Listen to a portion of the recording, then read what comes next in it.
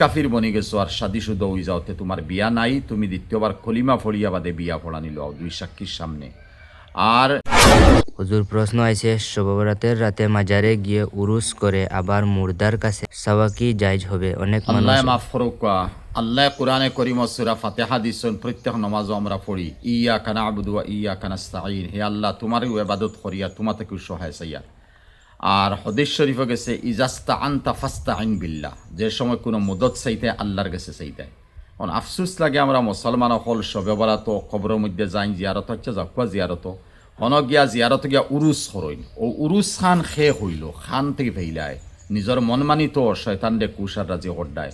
আর হৌ জায়গাত উরুস যাওয়ার পরে খবর তাকি মুর্দার গেছে সোয়াল হরিয়ার আমরারে দেও আল্লাহ ব্যতীত খয়রের গেছে তাকি মুদত চাওয়া জাইজ নাই, হারাম, হারাম নাই, শিরিক, তুমি মুশরিক বনলায়, তুমি কাফির বনলায়।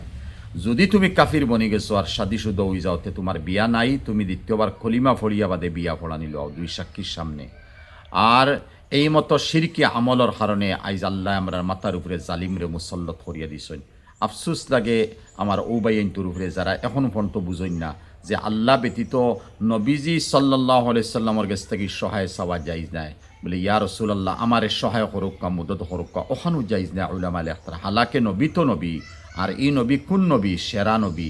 নবীর অনুসরণ হইতো, নবী তাকি নবীর এবাদত হইতো না, আর আল্লাহর এবাদত হইতো। অনুসরণ এবাদত আল্লাহর হইতো, আর নবীর খালি অনুসরণ করা হইতো, পদাঙ্ক অনুসরণ করা হইতো, নবীর কোনো এবাদত নাই।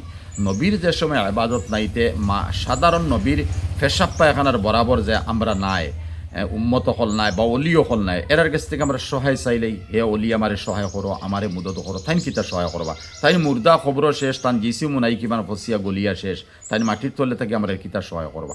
সহায়ের মালিক একমাত্র আল্লাহ তাআলা। আল্লাহর কাছে সহায় তলব করবা, আর আল্লাহ ব্যতীত অন্যর কাছ থেকে মুদর সহায় চাইবা, আপনি মুশরিক বনবা, কাফির বনবা।